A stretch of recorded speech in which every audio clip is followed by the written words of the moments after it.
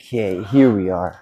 I was just, again, not a bad thing. My camera reminded me when I'm talking and I'm not recording. Wonderful. So now we are actually recording. What was I getting into? I think I was just ripping on the power of stretching. Who would have thought? And it reminded me of a little realization I've had over the past week, which is the more I rotate these certain actions throughout my days, these effortless actions, meditation, stretching, walking, it's almost impossible to have a bad day. Whenever there's downtime or whenever you've finished your work for the day, if you toss in some meditation, some stretch, some walk, I'm not saying don't watch entertainment, don't enjoy yourself, but I'm saying as long as you don't get stuck into too much of an entertainment or consuming sort of cycle, those actions are going to keep you feeling wonderful. Like there's no way around it. But please don't believe me. Just maybe if you've been having some rough days lately or you've been stressing, overthinking, just not feeling the way you'd like to feel, just play around with this. See if you can toss a 5-minute meditation into your day. See if you can toss a 15, 20-minute walk into your day, a 10-minute walk. And not just one, but multiple. That's where the magic comes. It's okay. Entertainment, you do something, you finished your work. Now do a 5-minute meditation. Do something else, whatever you want. Now do a 15-minute walk. Yeah, do something else. Okay. Not run, but move yourself into a nice 10, 15-minute stretch. And if you split your day up and you get those activities into the middle of your entertainment or the middle of your wind down time, they're perfect activities to relax you and keep you calm, collected, focused, and present. Emphasis on present. It keeps you out of stressing about the past or the future. You know, you can just, while you're stretching, while you're walking, you just focus on rising and falling of your breath, or repeat a mantra in your head if you're extra stressed. Like I like to just go with Ram Jai, and just cycle that through my head. Or you can use something like trust your path. Or rising and falling. You don't have to repeat a mantra. You know, you could do these activities and just straight up think. But for me, I find myself naturally thinking enough already. So I choose to just use those activities to focus on not thinking. And that's an interesting idea right there, that there could be value in not thinking. Like, what am I getting at? What? Right? That sounds a bit weird. There could be value in not thinking. But the reality is that you have multiple parts to your mind, and part of your mind is that conscious thinker, which is meant to be thinking. But then you have another part which is actually wise and in tune, intuition, your gut feel. And that part of your mind actually needs not thinking to be strengthened and to be taken advantage of. So when you train your capability to think when you want and to also not think when you want, oh man, you're getting somewhere there. And that's essentially just the power of meditation itself. But what I'm tying my bow on here is those 3 activities: walk, meditation, stretch. Toss those into your day, random times, multiple times. And I can just, please, if you do try this out, just let me know in the comments, like, what's it do for you? What effect does it have on what you feel and how you feel? Enough talk, let's get into it. We're in the depths of this workout, in the depths. This feels good. I'm just taking these individual sets to another level now. I just realized, like, wait, there's a little bit more you could give. So tap into that and just watch. This is what I mean. And I'm not like, oh wow, look at this guy. I just mean, wow, I used to not push myself like this. And it's nice to get the most out of what you got.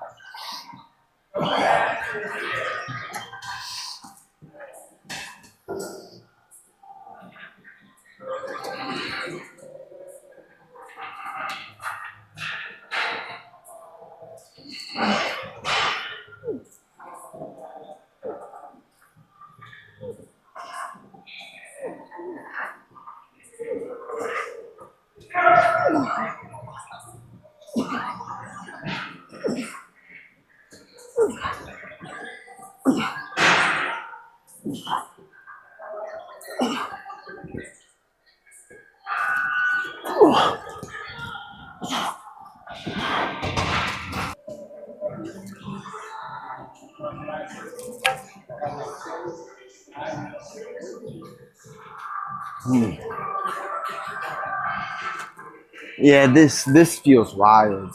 I'm just focusing on absolutely crushing every single exercise. And this is the difference between having an intensity focused workout and then a squeeze focused workout, where you can level up the intensity of the squeeze versus when you're just doing a full out intense workout. You're so gassed due to the intensity of the supersets and the movement physically, the cardio, that the squeeze, it's much harder to get to the depths of the squeeze. But now doing more of a slow squeeze focused workout, it allows me to absolutely destroy the individual exercise. So pros and cons, right? Trade-offs. That's all life is, trade-offs.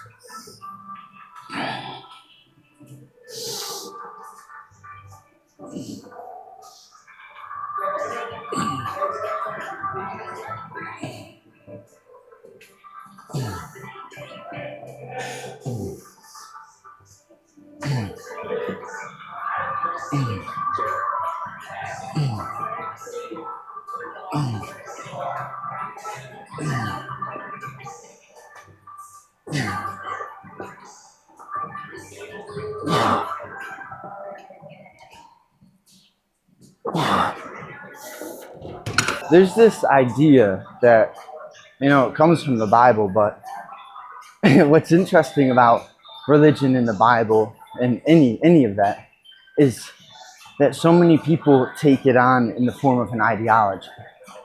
That being said, it's so powerful to embody, to truly embody the philosophy that's spoken about in the religious text.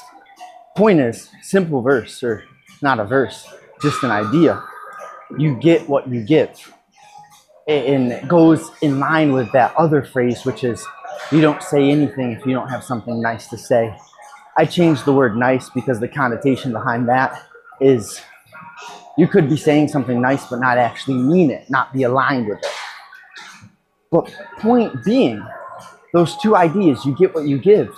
And if you don't have anything genuinely kind to say, don't say it at all.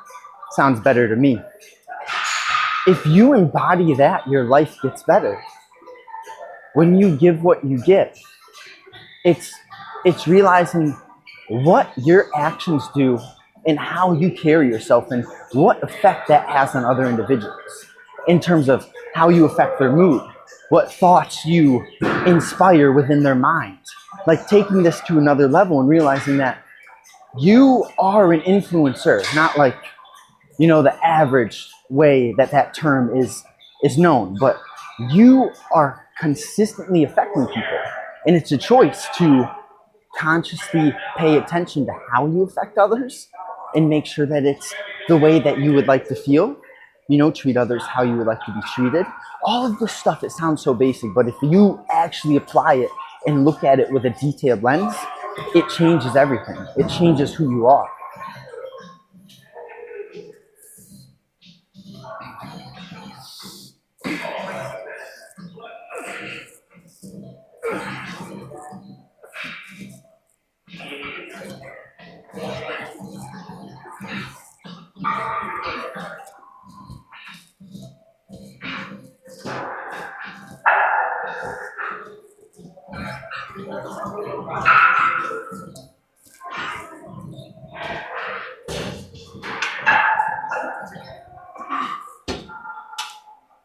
This one right here, this one is the smashing of internal limitations. Like, my mind is being, I'm just gonna have to work through it, not let the mind control. Let's go.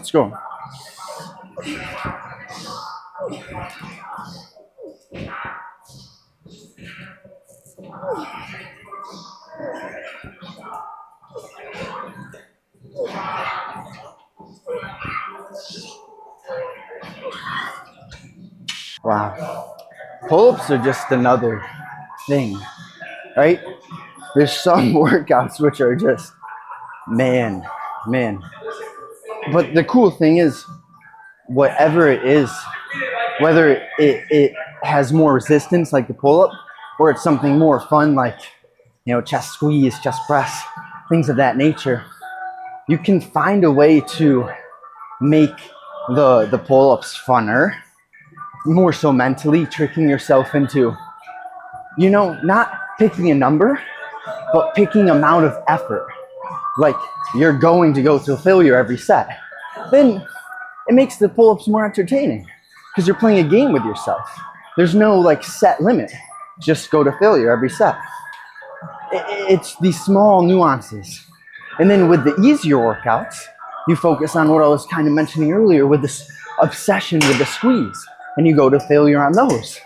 And if you just turn it into this game of pushing till failure, I don't know, it gets a bit entertaining. So on that last point, when we're talking about embodying the philosophy from religion, there's a gap.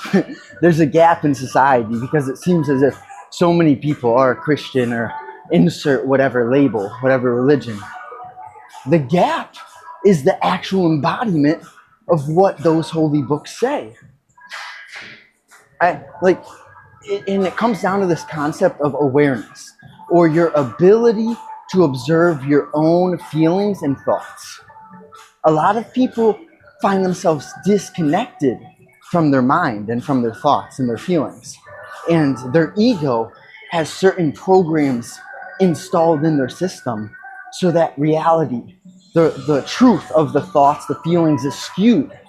And they're being manipulated by these false programs that have been implanted in their minds through society, through advertising, through marketing, through the school system and the teachers.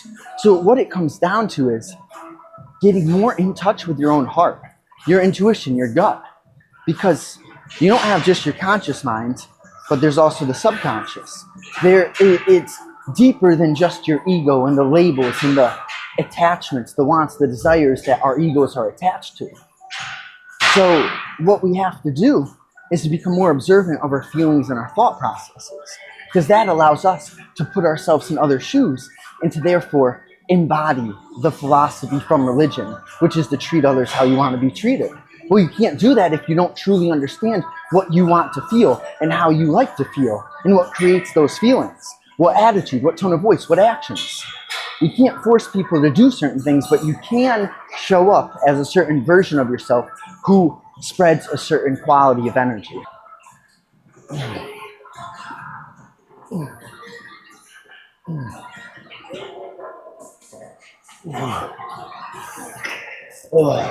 And on the same religious topic, something that I'm realizing is you can't give what you don't have.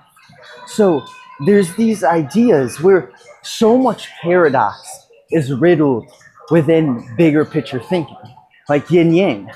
That's the essence of the universe. If we always had the tide coming in, how would you know the tide's going out? So what it comes down to, you have to first realize that you can't give what you don't have, and that you may have to be selfish to get the things and then share them. You can't share what you don't have. But to get some things, you're going to have to be selfish. So is that going against religion? Is that going against higher level thinking? Well, if the root of you doing selfish things is to share what you acquire, well, then what are we doing here? So this is the essence of higher level thinking, is paradox. It's not black and white. It's not always and never. but many shades. And then all this paying attention to your feelings, observing thoughts, and just being ethical, the idea that sprouts from the books, the holy books. You can use this stuff in business. This stuff will make you money too. For example, one shift, which is, it's nuanced. It took me a bit to figure this out. Thankfully, it's like, hey, if you invest in yourself consistently and you reflect and you fill your days with healthy actions, you will get further in whatever avenue you're going down. But what I realized lately was there's a difference between having something that people want to buy and making them want to buy it, and then being like a salesman and having something to sell. It's the smallest of nuances. But when you're selling something, people feel like they're being sold. That no one wants to feel that way. When you have something that people want to buy, people feel like they want to buy something. They feel like what you're providing has massive value, so they're going to buy it. And it's just that simple in terms of what are the most detailed feelings that you're looking to create in yourself and in others, and figure out how to do that, and everything will start to work with you. Hey, could you just make sure I don't drop this? I'm trying to work harder. Have you set in? Want a lift off or not? I'll take a lift off. I think I'm gonna go for probably 6 or 5. 6? Something like that. Let me know when. Okay. All right. Ready? 3, 2, let's go.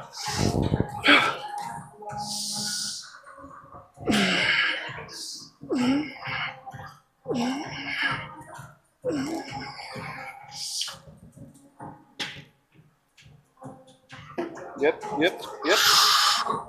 you're there. Push. Thanks, man. It's weird to start to recognize how small shifts start to compound in your life. I think that's probably the thing that I talk about the most, is just habits and small actions and subtle shifts in your thinking, in your psychology, in your environment, in what vision you have and what direction you're going. When you make nuanced shifts that seem small, they may be small. Day 1, day 2, day 7, day 98. They may seem small. By day 98, you're going to start to feel something. But my point is, you don't want to underestimate the value in nuanced shifts. Like, it's not something complicated, just something detailed. And when you begin to make shifts, everything in your life changes. It's essentially, you get clear on your values, and right, you're going to have some pulls, some pushes. But when you do be fully honest with yourself about your values, your direction and your habits are likely going to change. Because you're just going to realize, yeah, there's some things that I like doing, but then there are some of my highest values that I love doing, that truly are more worthwhile than other certain avenues. But it starts with just paying more attention. You pay more attention, you're going to get better answers because you're asking better questions, and you're looking with a more zoomed in lens. But the caveat here is, when you become more nuanced, you also need time and space to be emptied, because the nuance and the details of your conscious mind, it takes energy, and it's great to be zoomed in and to think strategically. But if you don't pair that with recharging, mind emptying acts like stretching, repeating a mantra, walking, repeating a mantra, meditating, repeating a mantra, then you may start to feel a bit too tense. So it's a double-edged sword, right? You become more detailed, you get better results, and your life progresses faster. But if you don't balance that acceleration with the right foundation, the fundamentals, the space to create peace, then you're missing half of the equation. So it's not that you can change everything at once, but I guess my main hint here is to focus on creating the space, the peace first. And then once you get those habits implemented and you're focusing on that more, then it's going to be much easier for you to make the nuance shifts, the details in your routines, your schedules, when to do what, and you're going to feel better more often than not.